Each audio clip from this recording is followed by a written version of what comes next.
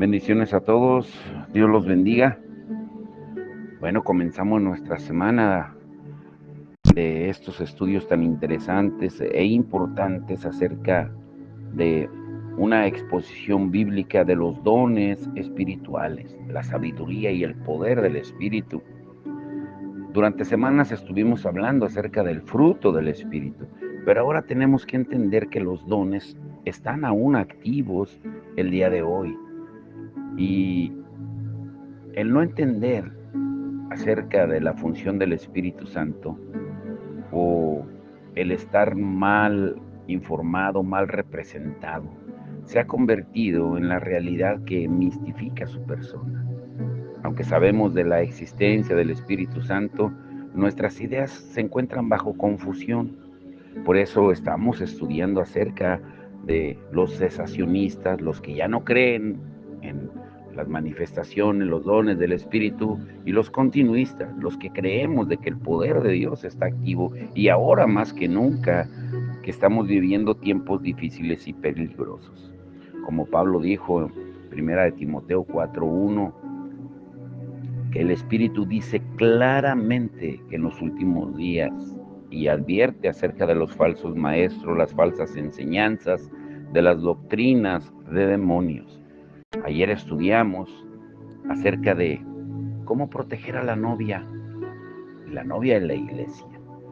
Protegerla de qué? De las falsas enseñanzas, de las herejías que se están enseñando hoy día. El título de hoy es El Espíritu que embellece a la novia. ¿Y cómo lo hace? Primero, tenemos que entender que la continuidad de los dones es una realidad. Eso lo vemos también en el libro de los Hechos de los Apóstoles. El libro de los Hechos ha sido utilizado muchas veces para defender la continuidad de los dones. Sin embargo, es un poco difícil usarlo para presentar un caso bíblico sobre los dones, porque Hechos es una narración histórica principalmente para mostrar que el Evangelio de Cristo es imparable y que desde Jerusalén se extendió hacia todo el mundo. El libro de Hechos no es un libro de teología sistemática, cuyo propósito es defender el uso de los dones espirituales, pero tampoco podemos simplemente rechazar o minimizar toda la información que nos muestra la gran actividad del Espíritu Santo en medio de la iglesia. Por el contrario, toda esa historia gloriosa debe animarnos a pedirle a Dios que, si es su voluntad, permita que algunas manifestaciones sobrenaturales se hagan visibles en medio de su pueblo, mientras seguimos proclamando y expandiendo el Evangelio, como dice Hechos 4:27 al 30. Ahora, entendemos que lo que sucedió en el aposento alto es un momento único en la historia de la redención, pero al mismo tiempo no podemos negar su efecto sobre el presente de la iglesia. Hechos 2:16 al 21 dice: sino que esto es lo que fue dicho por medio del profeta Joel, y sucederá en los últimos días, dice Dios, que derramaré de mi espíritu sobre toda carne, y vuestros hijos y vuestras hijas profetizarán, vuestros jóvenes verán visiones, y vuestros ancianos soñarán sueños, y aún sobre mis siervos y sobre mis siervas derramaré de mi espíritu en esos días, y profetizarán, y mostraré prodigios arriba en el cielo y señales abajo en la tierra, sangre y fuego y columna de humo. El sol se convertirá en tinieblas y la luna en sangre antes que venga el día grande y glorioso del Señor. Y sucederá que todo aquel que invoque el nombre del Señor será salvo. Hechos 2:16 al 21. Esta profecía del libro de Joel habla de los últimos días. Ahora entendemos que los últimos días es todo el tiempo posterior al ministerio de Jesús en la tierra. En el versículo 20 se usa el lenguaje de la segunda venida del Señor, cuando se refiere al día glorioso del Señor. En el versículo 21 se habla de todo el tiempo entre la ascensión de Jesús y su segunda venida, cuando todo el que invoque su nombre recibirá salvación. Así que claramente podríamos concluir que se está refiriendo a toda la época de la iglesia. El texto dice que durante ese tiempo se profetizará, se verán visiones, las personas tendrán sueños y sobre todo los que invoquen el nombre del Señor, Dios derramará de su espíritu y profetizarán. Habrá prodigios que apuntan al Señor y cuando su nombre sea invocado, proveerán salvación. Y hay algo que debemos aclarar en este momento sobre la historia presentada en el libro de Hechos. Hemos descubierto que algunos continuistas tienden a pensar que los acontecimientos expuestos en el libro de Hechos ocurrieron en un corto periodo de tiempo de solo unas pocas semanas. Y eso los lleva a concluir que se deberían experimentar actos sobrenaturales con mucha frecuencia, casi como si fuera algo casual del día a día. Podría decirse que es como desayunar huevos revueltos en la mañana, almorzar un sándwich al mediodía y antes de la cena ver a un paralítico caminar. La realidad es que el libro de Hechos cubre varias décadas y tiene como objetivo señalar algunos aspectos trascendentales dentro de ese largo periodo de tiempo que llevó a la iglesia a expandirse desde Jerusalén a Roma. Nuestra expectativa por experimentar lo sobrenatural debe estar alineada con esa misma realidad. Y aunque estamos expectantes de ver los dones operando en medio nuestro, nuestra expectativa no debe llevarnos a verlos como algo solamente rutinario. Sabemos que Dios puede sanar a la persona que está enferma, pero lo más importante es que Dios sea glorificado por su sanidad o por su muerte. Ambos eventos nos apuntan a la realidad de Cristo, ya sea como sanador físico o nuestro protector espiritual. No debemos olvidar que la manifestación de la sobrenaturalidad del obrar de Dios no radica solo en observar un milagro físico, sino también glorificar a Dios ante un milagro espiritual. Jesús dijo en Marcos 5:23, ¿qué es más fácil decir al paralítico? ¿Tus pecados te son perdonados? O decir, levántate y anda. Ambos actos divinos son producto de su intervención sobrenatural. Por eso debemos entender la continuidad en la primera carta del apóstol Pablo a los Corintios. Cuando tenemos preguntas sobre algún aspecto de teología, debemos estar dispuestos a observar y recorrer toda la Biblia, pero también debemos concentrarnos en los libros o en el libro que es más claro sobre el tema. Si tenemos preguntas sobre las funciones de los pastores en la iglesia, pues el mejor lugar son las cartas pastorales. Si queremos descubrir algunos aspectos relacionados a la unidad en la iglesia, pues debemos de ir, por ejemplo, a la carta a los Efesios. Si queremos entender el tema de los dones, pues obviamente debemos ir a Primera de Corintios. No olvidemos el resto de la Biblia, y no lo olvidamos, pero si prestamos atención especial a esta carta, que es la más clara y profundamente presenta este tema acerca de los dones. Pablo escribe en Primera de Corintios 1, 4 al 8, siempre doy gracias a mi Dios por vosotros, por la gracia de Dios que os fue dada en Cristo Jesús, porque en todo fuisteis enriquecidos en él, en toda palabra y en todo conocimiento, así como el testimonio acerca de Cristo fue confirmado en vosotros, de manera que nada os falta en ningún don, esperando ansiosamente la revelación de nuestro Señor Jesucristo, el cual también os confirmará hasta el fin, para que seáis irreprensibles en el día de nuestro Señor Jesucristo. Siempre es muy interesante leer Primera de Corintios. La iglesia moderna podemos aprender algunas lecciones muy importantes de esta carta. Y debemos resaltar que la carta está escrita a una iglesia que tenía serios problemas morales. Y también vemos cómo Pablo pudo corregir diversos pecados en la congregación que atentaban contra la unidad. Nos podemos identificar con la carta porque refleja muchos de nuestros problemas actuales. Por ejemplo, leemos algunos casos como el de una persona que no fue disciplinada porque seguramente era alguien influyente en la comunidad, un creyente que ha demandado a otro en la corte, algunos que usan los dones espirituales para aparentar ser más espirituales que otros, y algunos que tomaban la Santa Cena mientras los que tienen menos pasaban hambre. Todos estos pecados tienen la misma raíz, al creerse superior a los demás, como ayer lo estudiamos acerca del orgullo, la arrogancia, la impaciencia.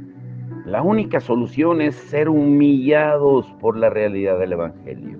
Y Pablo magistralmente les apunta a Cristo para que sean transformados y realmente puedan amar y servir a los demás. Cuando no tenemos de qué jactarnos, solamente entonces podremos ver a nuestros hermanos como iguales. En 1 Corintios 1:30 al 31. Pablo conocía muy bien la realidad de esta iglesia y su problema de superioridad, pero eso no le impide empezar la carta animando a sus hermanos. Es increíble observar cómo Pablo ve a esta iglesia a través del lente de la gracia del Evangelio.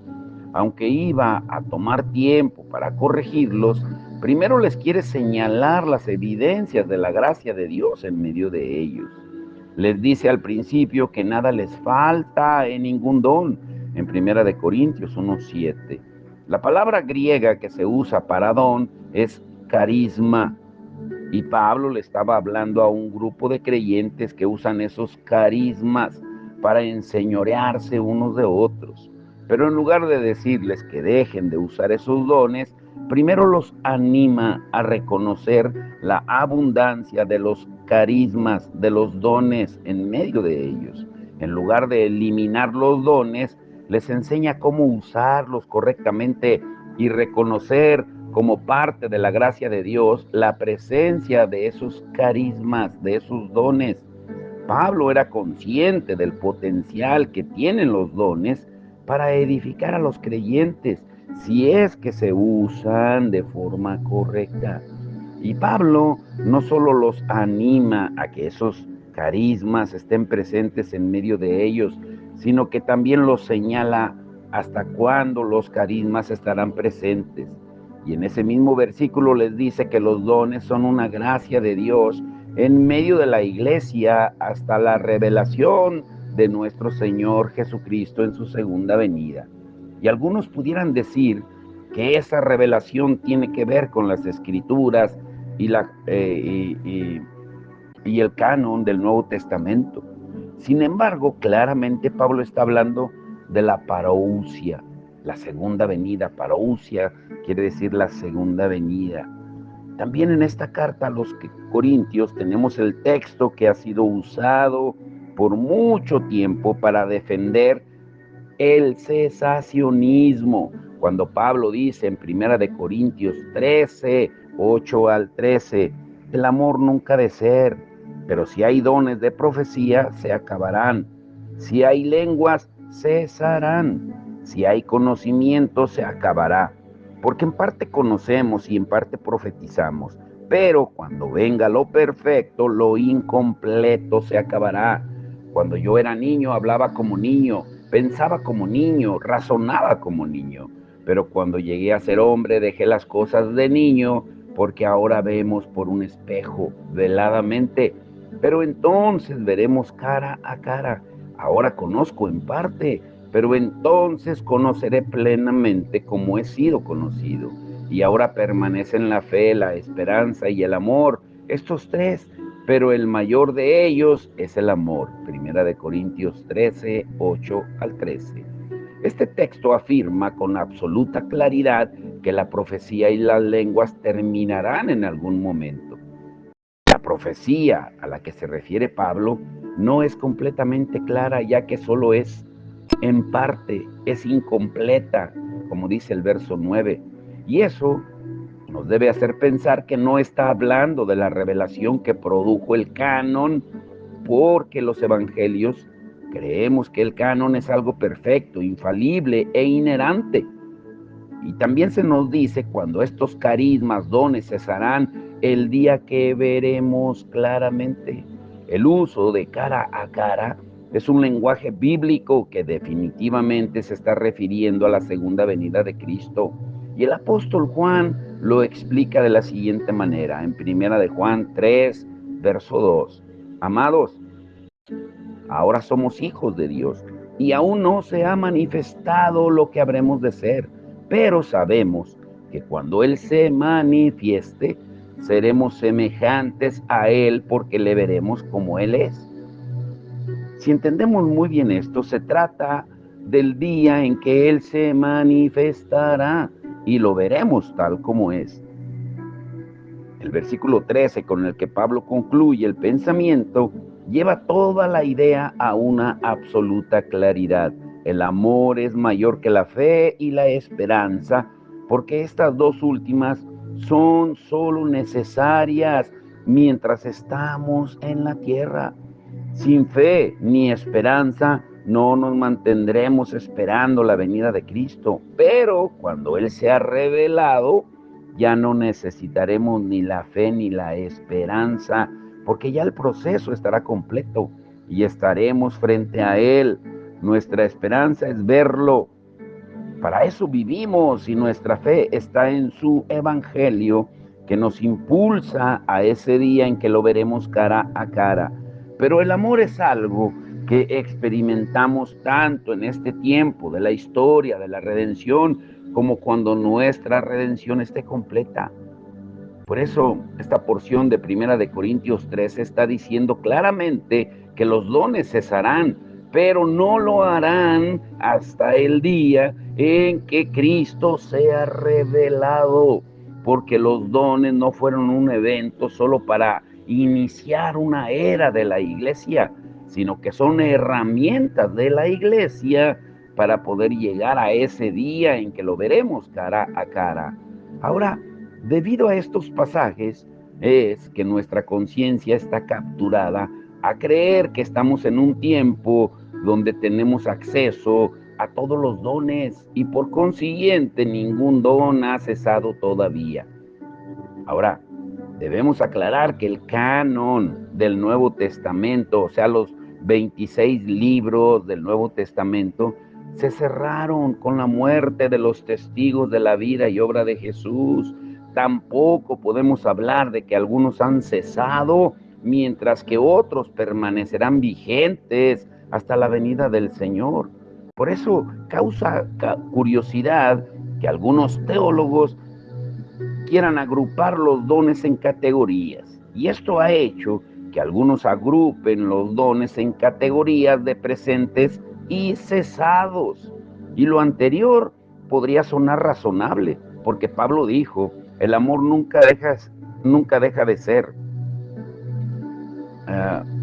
El amor nunca deja de ser, pero si hay dones de profecía, se acabarán.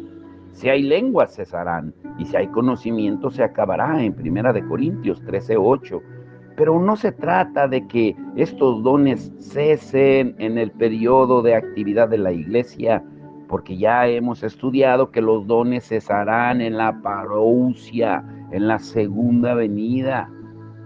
Cuando miramos las diferentes listas que las escrituras nos presentan con los dones, no encontramos, ninguno con categorías o divisiones. Vemos que son presentados como un conjunto. Todos ellos son para el beneficio del cuerpo de Cristo. Y esto nos ayuda a entender que ninguno de los dones debe cesar hasta la segunda venida, porque todos son de edificación para la iglesia, mientras esté en pleno ejercicio de sus funciones antes del retorno de Cristo. ¿Cómo es posible que Jesucristo haya dejado una iglesia sin poder. O sea, eso es ilógico, irrazonable. Podríamos dar una exposición más amplia sobre esto, pero simplemente debemos precisar el hecho de que la Biblia es clara en señalar la vigencia de todos los dones hasta el regreso de Jesucristo.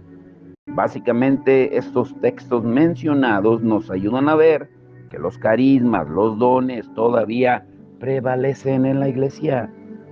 No nos han sido dados para sentir algo, tampoco para elevar nuestro estatus en la iglesia, sentirnos Superman o la Mujer Maravilla, ni para simplemente dar demostraciones de poder que asombren a la gente cuando oramos por ella y caiga al piso. No, hombre, los dones nos han sido dados para edificar a la iglesia mientras nos apuntan a nuestro glorioso y único Salvador y Señor Jesucristo. Si algo debemos aprender de la continuidad de los dones, es que no se han dado para que nos llenemos de arrogancia y de orgullo producto del poder que Dios nos concede, sino porque creemos lo débiles que somos en ese estado preglorificado, o sea, mientras estamos en la tierra, donde necesitamos muestras del cuidado de Dios en la iglesia para su edificación, hasta que llegue el día en que seremos completamente edificados y transformados por toda la eternidad. Ahora escucha esto, para dejarte con eso. Aclaremos las definiciones. Lo que más padece la iglesia es problemas de definición. Escucha bien esto. ¿Qué quiere decir eso? En mis años de experiencia pastoral, nos hemos dado cuenta de que los problemas de comunicación se deben muchas veces a que tenemos diferentes definiciones para las mismas cosas. Por ejemplo, hay palabras en otros países que tienen un significado normal, mientras que si las dices en otro país, serían groserías. Si la misma palabra tiene un significado diferente para personas diferentes, pues entonces nos crea un gran problema en la comunicación. Por ejemplo, en Puerto Rico, que es una isla pequeña, la palabra vellón tiene diferentes significados. En el área de San Juan, un vellón es una moneda de 5 centavos. Sin embargo, en el área oeste es una moneda de 10 centavos. La misma palabra, pero con un valor diferente. La comunicación no solo se complica, sino que llega a romper, o se llega a romper cuando usamos palabras que tienen significados diferentes para quien la está diciendo y para quien la está recibiendo. Por eso debemos considerar que este es uno de los problemas principales que traen controversia sobre los dones. Y lo que pasa es que tenemos significados diferentes para términos que son fundamentales en el tema. Y por consiguiente, nunca podremos llegar a entendernos. No podremos tener conversaciones productivas y clarificadoras cuando alguien usa la palabra profeta, apóstol o revelación con una definición particular, pero cada persona que participa del supuesto diálogo las entiende de manera totalmente distinta. Y como es de suponer, diferentes definiciones para los mismos conceptos nos ayudan y no ayudan, y solo generan mayor confusión y separación, perdonen por lo de la garganta. Y esto hace que las personas cierren sus oídos a escuchar lo que otros tienen que decir. Ahora, déjenme darles un ejemplo con un término muy usado en el cristianismo. Por ejemplo, el término libre albedrío, que se ha definido de diferentes maneras desde el tiempo de la Reforma, durante la época de Lutero, de Calvino y de los años tempranos de la Reforma protestante. Este término era usado para describir el acto mediante el cual un ser humano puede tomar una decisión de salvación sin ayuda de Dios. Los reformadores lucharon contra este término porque querían dejar en claro la absoluta soberanía de Dios en la redención humana. Y posteriormente, unos 100 años después, en el año de 1600, la Confesión de Westminster usó el mismo término, pero ahora comunicando que se trata de la responsabilidad humana sobre el pecado.